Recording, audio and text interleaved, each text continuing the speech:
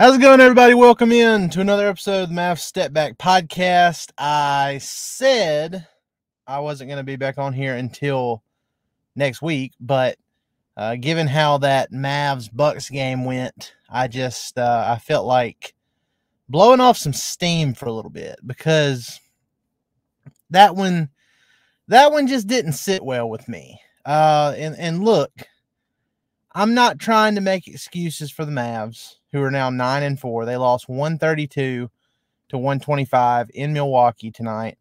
They're now 9-4. The Bucks are now 9-4 too. They had a chance to be number one in the West if they had won this game tonight, and they just couldn't do it. And I'm not trying to make excuses, because when you're playing a team like the Bucks, who are on their second night of a back-to-back, they were playing their third game in 4 nights. You can't give up 132 points on the road and expect to win the game. They scored 125. Kyrie and Luka were cooking all night.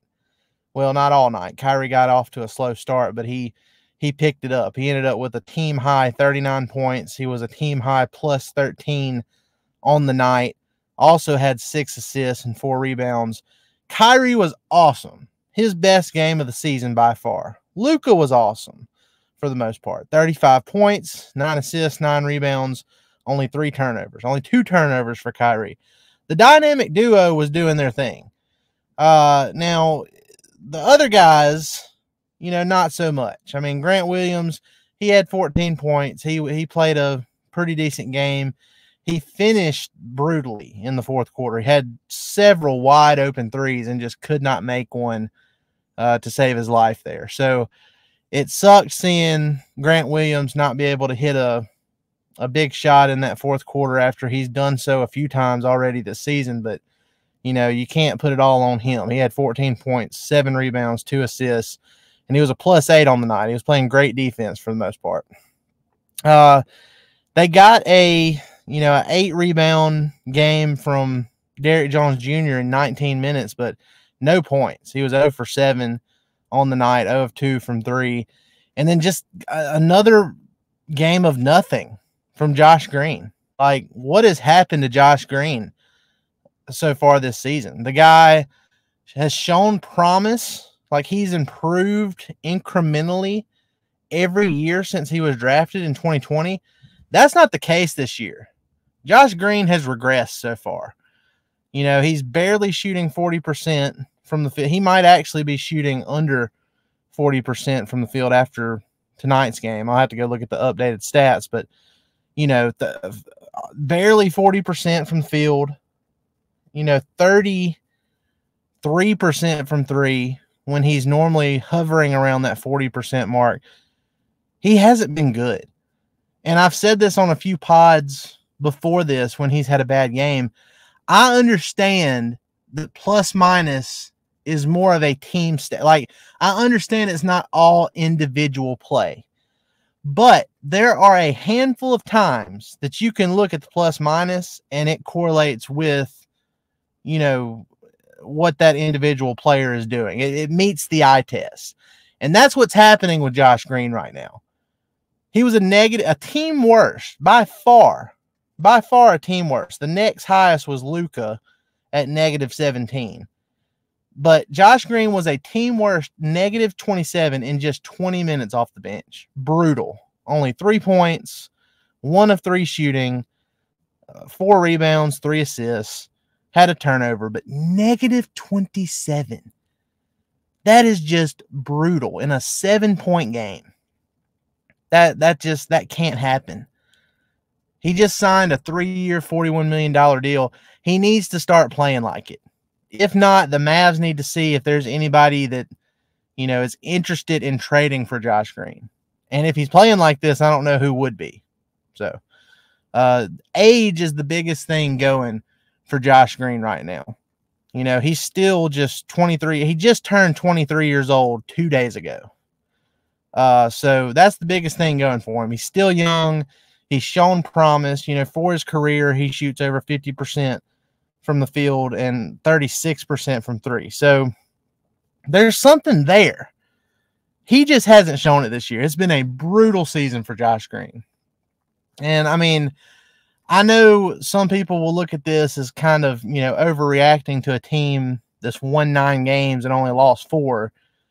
But if the Mavs want to reach their ceiling, they can't have these 0 games from, and I mean, I know he had 3 points, but I consider a negative 27 in 20 minutes off the bench as a 0 game for Josh Green. That's just as bad as some of the stuff we saw from Reggie Bullock last season. And I thought we were past that. The Mavs went out and replaced Bullock and Christian Wood and JaVale McGee, all those guys, brought in Derrick Jones Jr., Grant Williams. We expected Green to take a step forward. You have Derek Lively, Omax. I thought we were past having these issues with like this, with 1 or 2 guys just not giving you anything. But here we are with Josh Green. So I don't know what the answer is. I hope he gets it figured out. If you guys have listened to this pod over the last several years, even going back to the 2020 draft, I've been a huge advocate for Josh Green. Big fan. I was a big fan of the pick. I thought that was a great pick for the Mavs in 2020. Despite all the other guys like Desmond Bane and Tyrese Maxey, there's a handful of guys that have kind of exploded onto the scene past what Josh Green is. This isn't just me hating on Josh Green. I'm a big Josh Green fan, and I hate to see him struggling like this. Hopefully, he can get it figured out. And if he can't, then the Mavs are going to have to look elsewhere. They're going to have to do something to upgrade their wing position.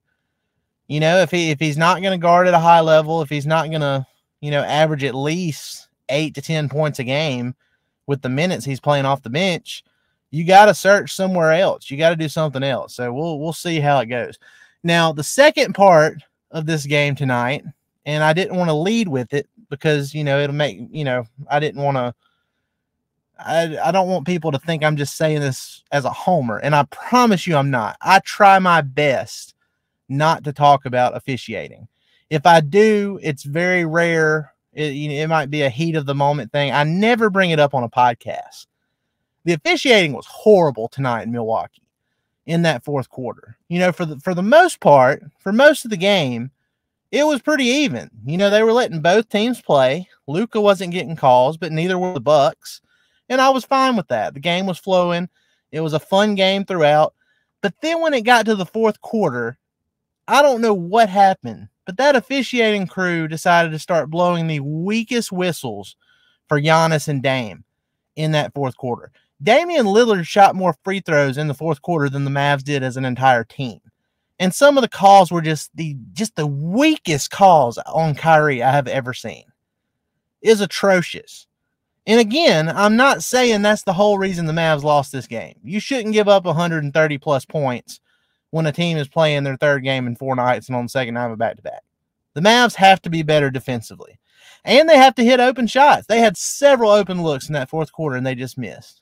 But the officiating did not help at all. And I'm not being a homer about this because there's national media people on Twitter that were saying the same. Andy Bailey, if you guys follow him on Twitter, he sent out a tweet and said, Mavs fans must be going absolutely ballistic over how this game has been called in the fourth quarter. So it's not just me. It's not just from a Mavs enthusiast perspective. I mean, that was just a complete atrocious officiating job by the official. I just don't understand how you can let guys play for 3 quarters and then all of a sudden you decide to start blowing a whistle one way in the fourth quarter of a game like that. It makes 0 sense to me. 0 cents. I don't know how you can allow that to happen as an officiating crew. Just awful. Absolutely awful. In a game where the Bucks shot 20 free throws, which is double what the Mavs got. Mavs had 7 on the night. It's just crazy to me that a guy like Luka, who is so physical, gets downhill in the paint, has guys hanging on him on, every time he's down there in the post. And you're telling me Luka only has 4 free throw attempts on a night like tonight? No. No, that's absolutely ridiculous. So I won't continue on, ranting about that, but I mean it was terrible. It was absolutely terrible. And hopefully the Mavs can bounce back on a second night of a back-to-back like they did, after they got their butts kicked in New Orleans, and then they went to Washington and bounced back with a big win against the Wizards. Because they will be on the second night of a back-to-back tomorrow on Sunday. It's not going to be easy because they're playing the Sacramento Kings. And the Kings haven't been great this year. They're 7-4. They're only 3-3 on the road. But, it's the Kings. I mean, they're another team that the Mavs are going to have a really hard time defending with De'Aaron Fox and Malik Monk. Sabonis, could hurt him on the boards. We'll see how Derek Lively does defending him. So it's going to be a tough game for the Mavs to bounce back from, but it is at home. And, so far this year, the Mavs have shown, resiliency, pride in bouncing back from tough losses. So we'll see. We'll see how it goes. I mean, I would expect at least Luka to play. I don't know. We'll have to see about Kyrie. He sat out the second night of a back-to-back, and after he exerted himself the way he did tonight, scoring nearly 40 points, I don't know if he's going to end up playing tomorrow or not. So we'll just have to see. The curse continues for the Mavs not being able to get 7 games over 500. All of last season, the most games over 500 they was 6, and that was at 23-17. 40 games into the season. They were never any better than that. And so far this season, they've had a couple of chances to get to 7 games over 500, and they've lost every time they've had that opportunity. So the curse continues there. But the Mavs, they're 9-4, still in a good place because of all those wins they racked up early on in the season, even though the schedule wasn't great. But you'd love to just see them tack on a couple of really good high-quality wins here and there, as the schedule starts to tighten up. Overall, the Mavs finished this 4-game road trip 2-2. Not terrible, but not great.